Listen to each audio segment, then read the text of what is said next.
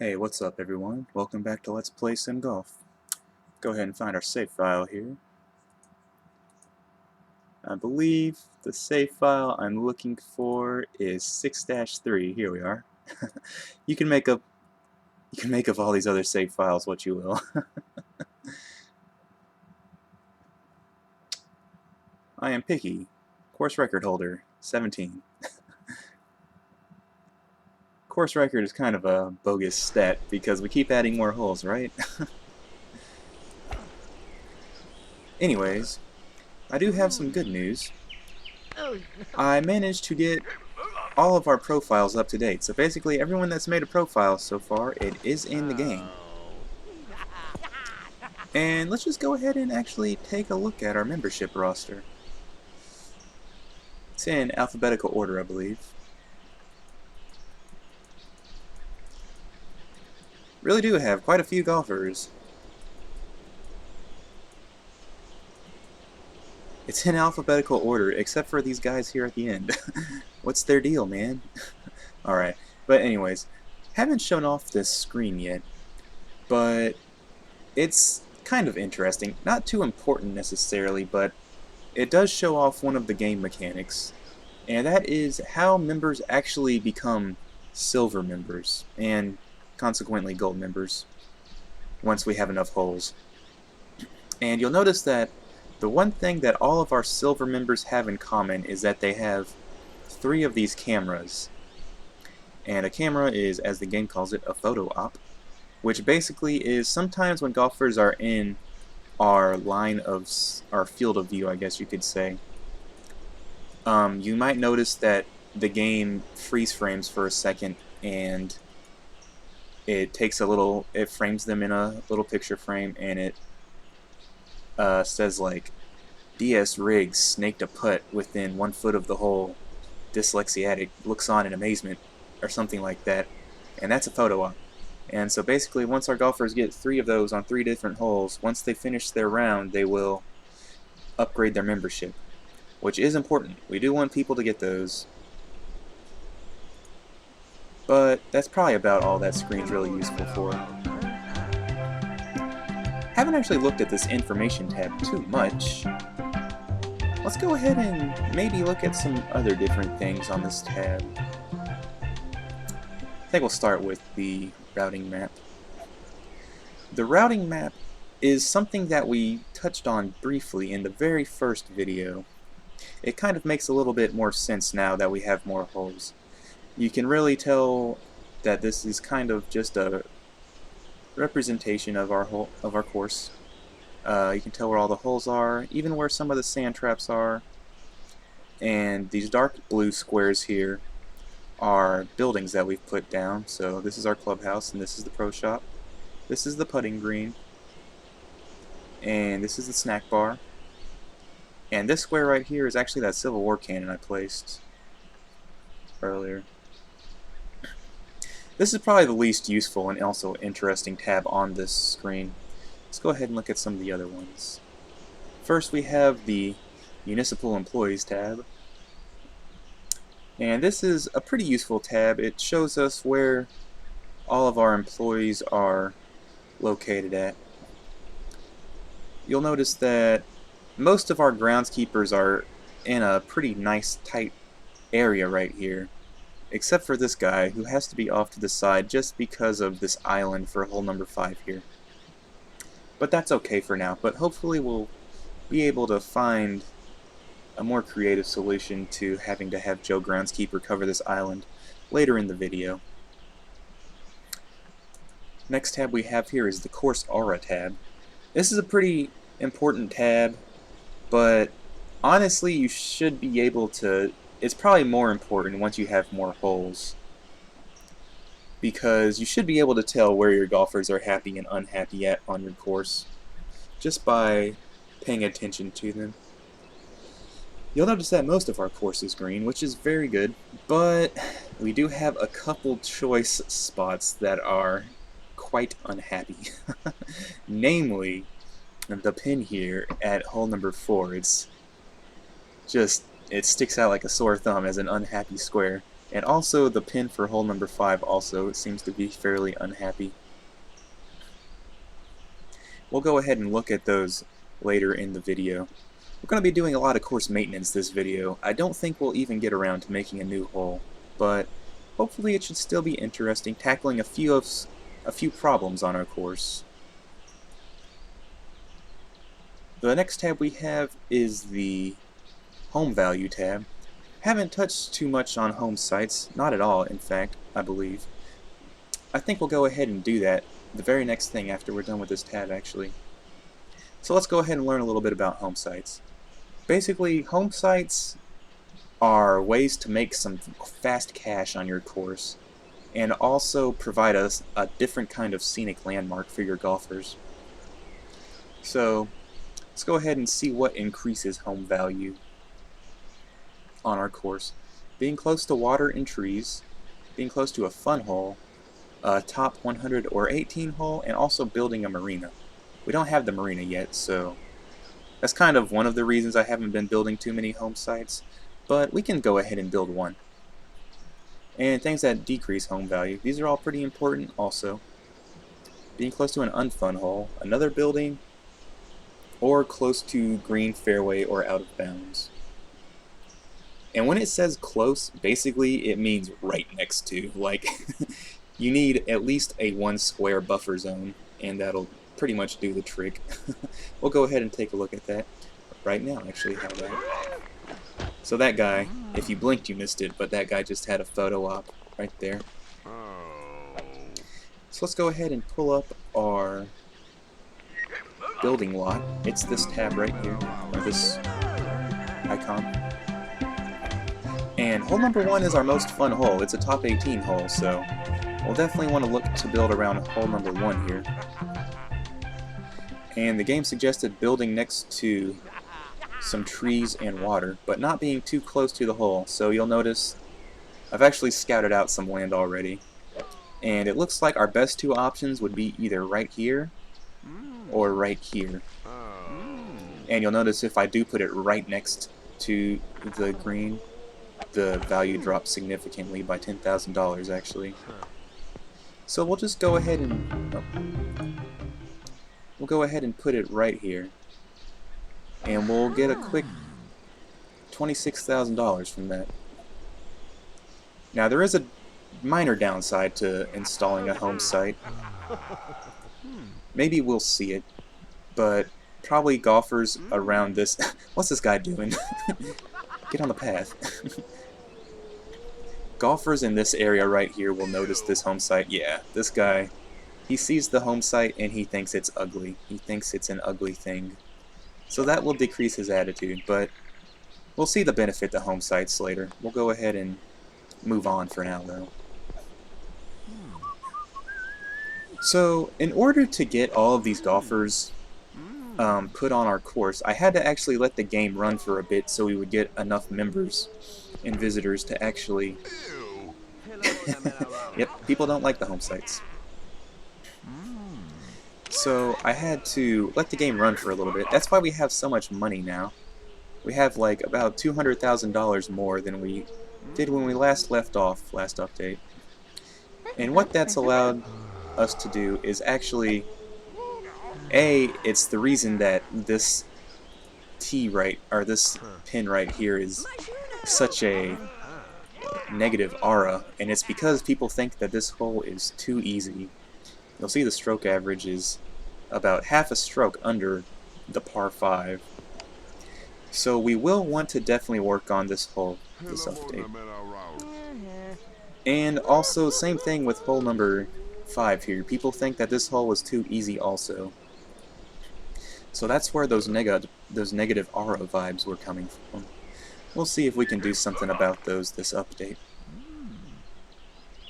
The first thing I want to do though, the most pressing matter, is we are having some significant backup at hole number 2 here.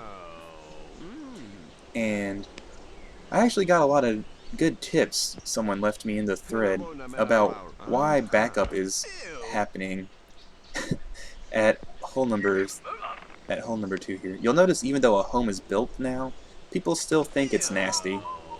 But that should be alleviated fairly soon. For now, I think we'll work on this backup problem at hole number 2 here. I don't think we'll be able to alleviate it completely, just due to the nature of the hole. Nice. Someone purchased our house.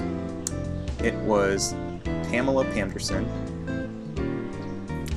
And so now, Pamela Panderson is just going to hang out outside of her house here.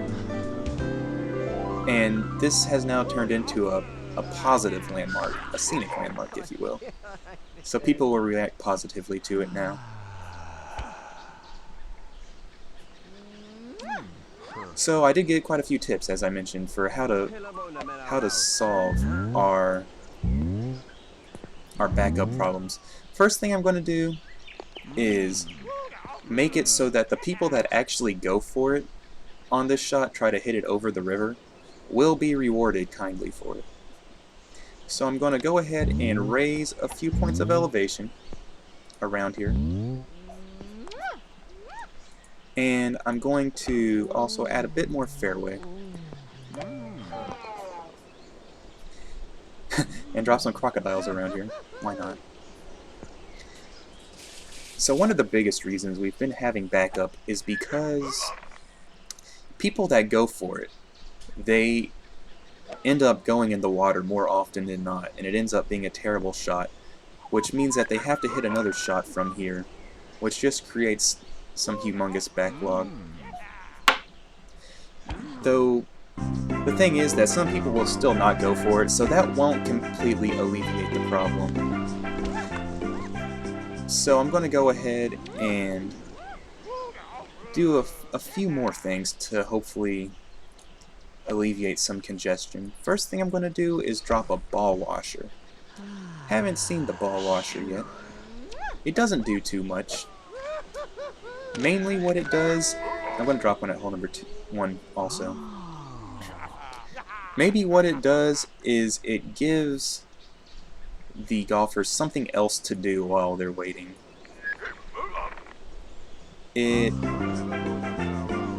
We'll see if they use it. Yeah. So this guy just used the ball washer here, and he says, now I'll hit it straight.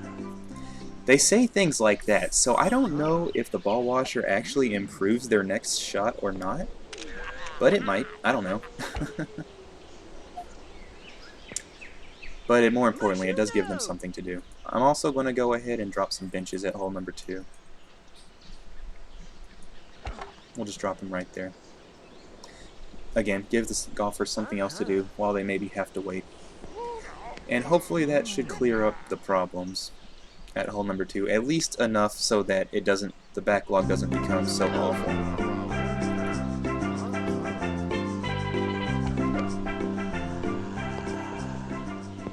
And that should do it for hole number 2. Let's go ahead and work on hole number 4 a little bit.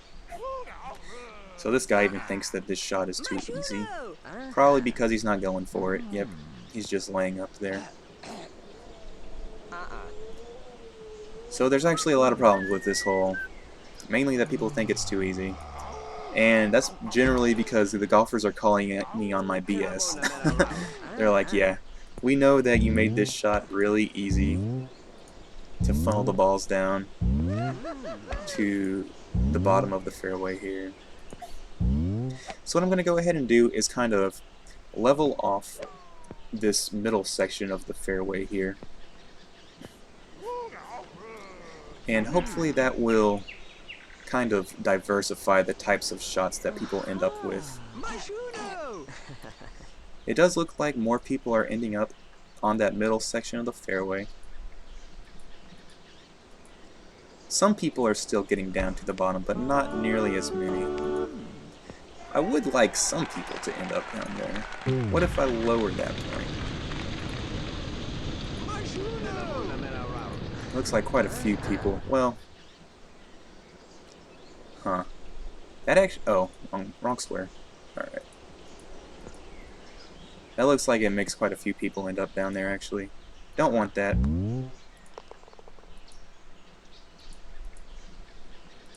It's probably okay like that, to be honest. I'm going to go ahead and raise the rough around this area, just so that people don't end up in a terrible situation.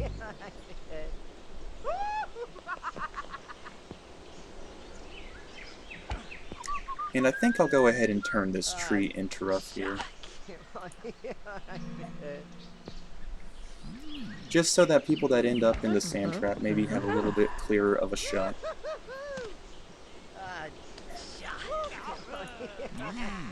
And finally, I think I'm going to go ahead and move the tee back one square, actually.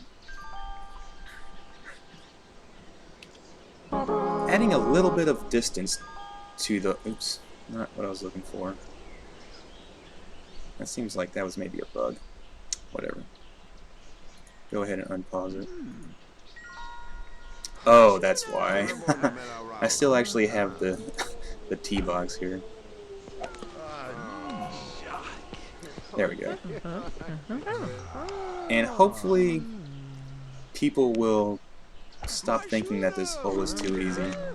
It looks like they're actually thinking quite a few of these shots are too easy, which is unfortunate.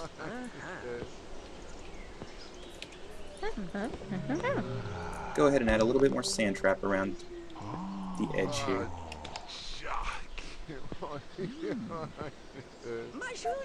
That might help. I'll do that, and I will also, I think, raise the elevation around here. Maybe that will help a little bit. I think I'll do it like this, actually.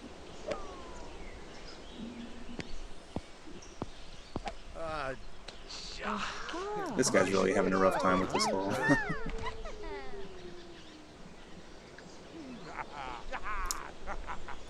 It seems that so few people will actually get to the bottom of the fairway now. I think I might actually extend the stream out a little bit.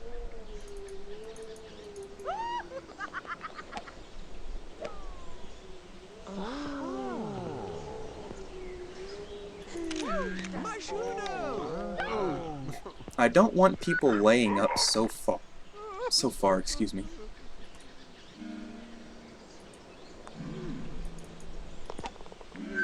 So maybe I'll do something like this.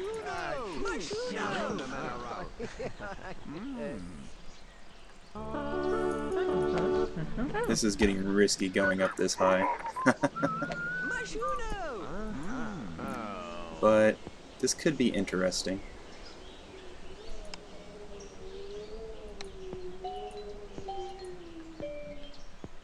Maybe something like this. And I'll go ahead and actually close off this section right here.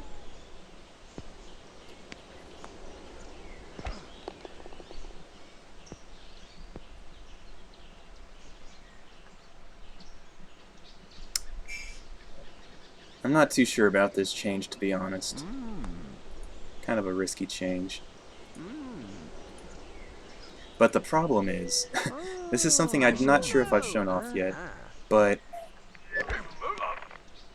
wow, what kind of shot did that guy just take? That was awful. I'm not thrilled with that shot that guy just took. Maybe I'll delete that area of stream and turn it into fairway. Hopefully that'll be good. The problem is that when I use the shot analysis right here, it thinks I'm analyzing for hole number 2. So I can't get good data on how people are behaving when they're going for hole number 4 here. Just a quirk in the game. It's unfortunate, but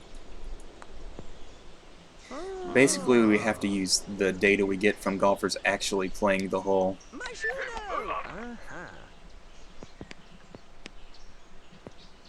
I might have ended up making this hole too hard. We'll see how it turns out. Looks like no one's thought that the shot is too easy though for now.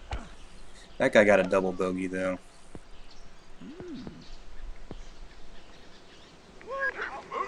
We'll keep an eye on that hole. So what should we do next? I haven't talked too much about landmarks. We have used one, we use the Civil War cannon, which gives a skill upgrade. Someone in the thread mentioned that it only gives a skill upgrade for Gary Goff. I honestly have no idea.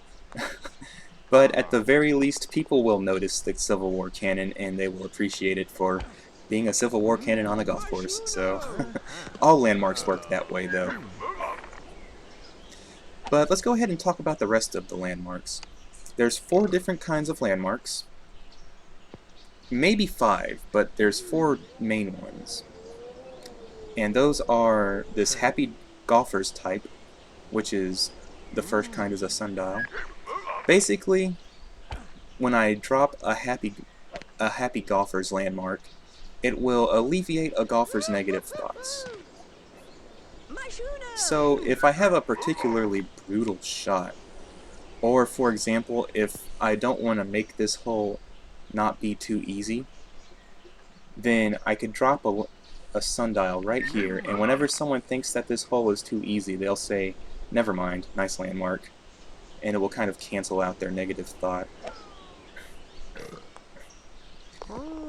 Not too sure where I want to use it yet. I could use it actually up here on hole number 2 because of the backup. That's usually where I like to drop it. I like to save these Happy Golfers icons for when people get backed up and I have to use it as an emergency, so that people don't storm off the course. The next kind, though, we have is the no dandelions type of landmark. And since we have 2 types of no dandelions landmarks, I can actually show off what the difference in them is. Basically, this first quadrant here, or maybe not quadrant, this first square of landmarks is like the smallest area of effect. You'll see that this barn does not even cover the entire island here. But if I was to use the rock face, it does encapsulate the whole island. And this is actually where I was thinking of using the rock face, because it would help keep dandelions off of this island, and also it would provide a bit more of a challenge for our golfers that are going for it. See, that guy couldn't take that shot. He would have hit the rock face if I had it here. I think I will go ahead and drop it here. I did think about that a little bit before I recorded this video, to be honest. So this landmark will not only, hopefully, to be honest, these no dandelions landmarks don't seem to work that well all the time. But we'll go ahead and leave it here. At the very least, it will provide a little bit of a challenge for our golfers. You'll see that they have to kind of shoot, they have to kind of shoot around it. It is a physical thing on our course. Physical terrain.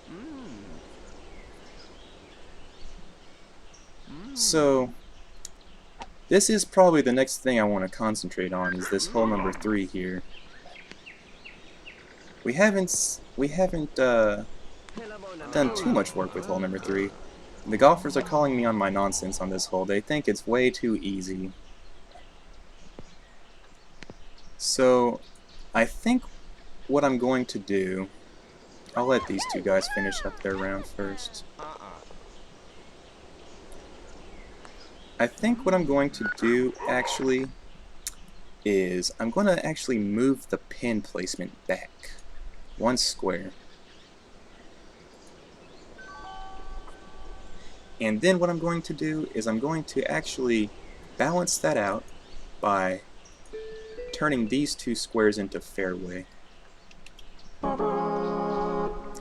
And hopefully that will make people, that'll up the stroke average on this hole just a little bit. I'm going to go ahead and raise this point back here, and also these 2 points. And hopefully that will stop people from thinking that that hole is too easy.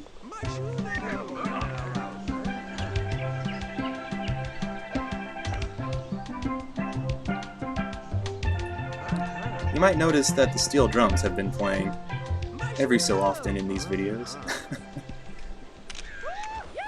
And that's because the steel drums play when a story starts.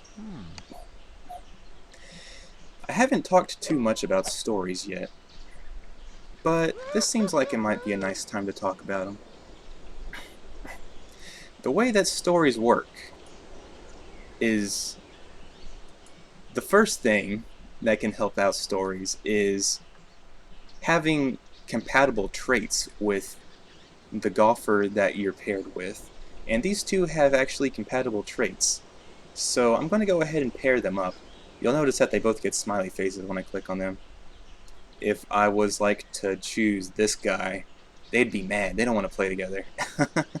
They don't have the same traits. So we'll go ahead and pair these two guys together. And so that will actually be the next set of golfers to come out. And because they have compatible traits, hopefully they will have a high chance of actually completing a story. Looks like we haven't had too much backup here at Hole 2. It looks like some of these changes have actually worked. Pretty happy, really.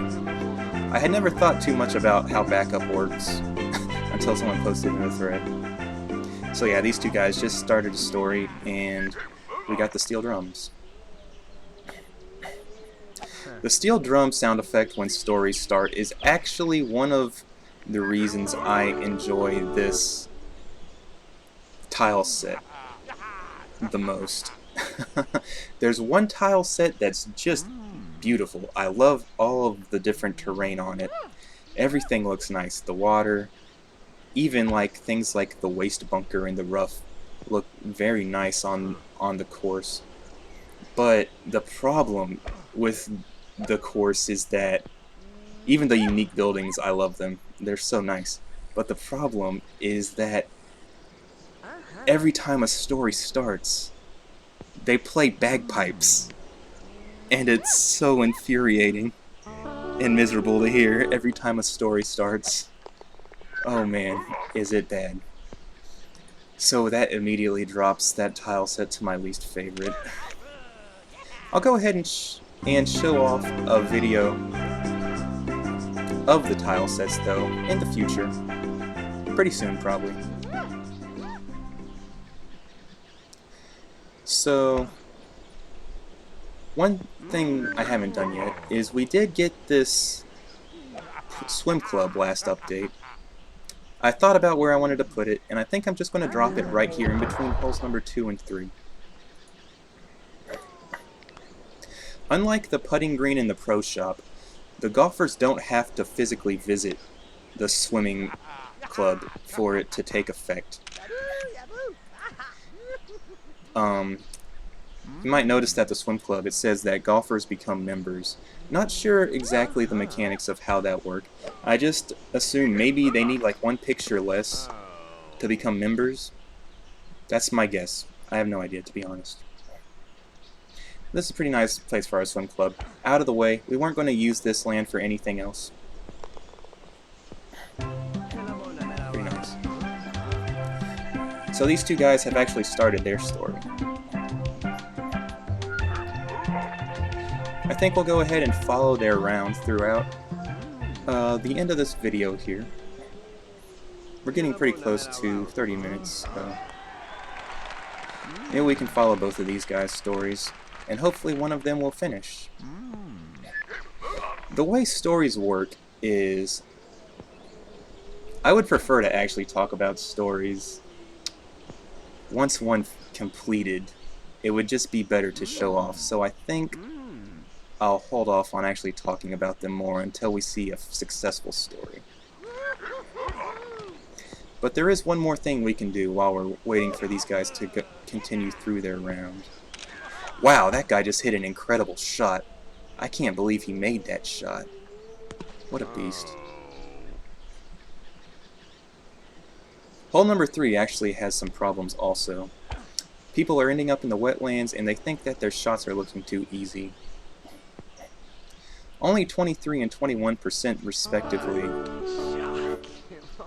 But I don't like seeing those red comments on holes.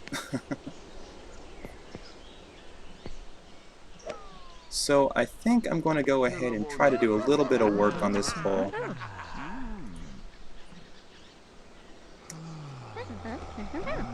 The first thing I think I'm going to have to do, unfortunately, is get rid of this stone head right here. The reason people are thinking that their shots are too easy is because that stone head was in their way, so they had no choice but to shoot around here, and that is a very easy shot. But to balance that out, I'm going to go ahead and add some more sand trap right here.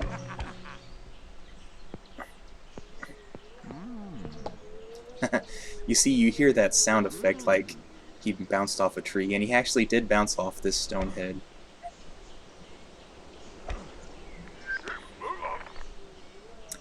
And the next thing I'm going to actually do is I'm going to pause the game real fast.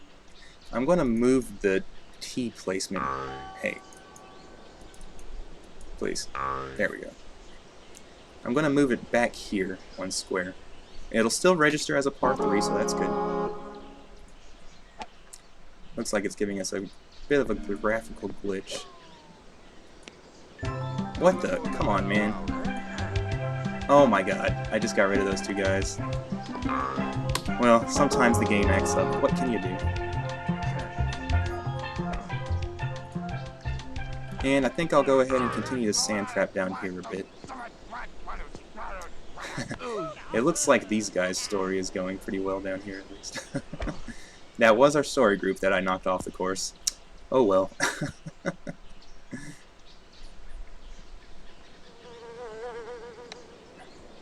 And I went ahead and moved the tee placement back right here. I think I'm going to actually... I think I'll leave it like this. It should be okay.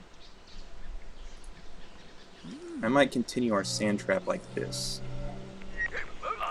That seems pretty decent. And I'm going to actually go ahead and get rid of these two wetlands just for the appeal of the pathway. Just so it makes a little bit more sense. We don't have pathway going over wetlands. That should just about do it for hole 3. Hopefully that'll fix a lot of the problems.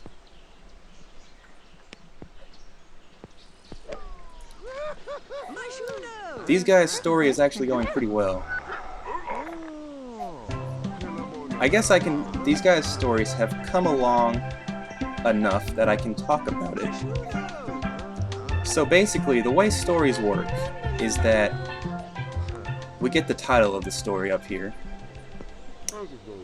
And the way it works is the first golfer says a line, and the next golfer has a number of responses they can possibly give. And only one of the responses will continue the story, and the other ones will halt the story. And the way it works is there's usually 4 different conditions that have to be met, or lines that the first golfer gives. And if the other golfer gives the right response all 4 times, then the story will successfully complete, and we'll get a free landmark on our course. Looks like maybe they'll talk about it. I'm not sure if they'll finish it or not. Come on, guys. But that's really all I had for this update, to be honest. I wanted to play a round of golf, but honestly, it's getting to the point... Wow, that guy's shot just went pretty haywire. It's getting to the point where we have so much stuff on our course that it might actually take a little bit too long to fit rounds of golf into the video. So what I think I'm going to look to do is play a round of golf separately, and I'll just make a video just of me playing a round of golf. So if you want to check that out, I'll go ahead and include it with this update, but it will probably be a separate 10 to 15 minute video just of us playing a round of golf. So look out for that. We'll go ahead and let these guys finish their round just to see if they want to finish their story or not. This guy has given him the final condition. Or actually, you know what? This might have been a line right here that halts the story, actually. So I don't think their story will necessarily finish, unfortunately.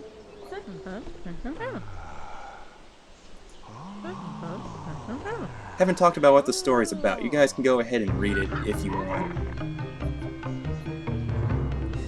So this seems like a pretty good spot to end the video, actually. You can see that our fun rating and skill rating have both gone up, so it looks like the changes that we've made have actually affected our course in a positive way. Our skill rating actually started out this video very low, like it was a low 4, so we're getting up to an 8. Pretty good.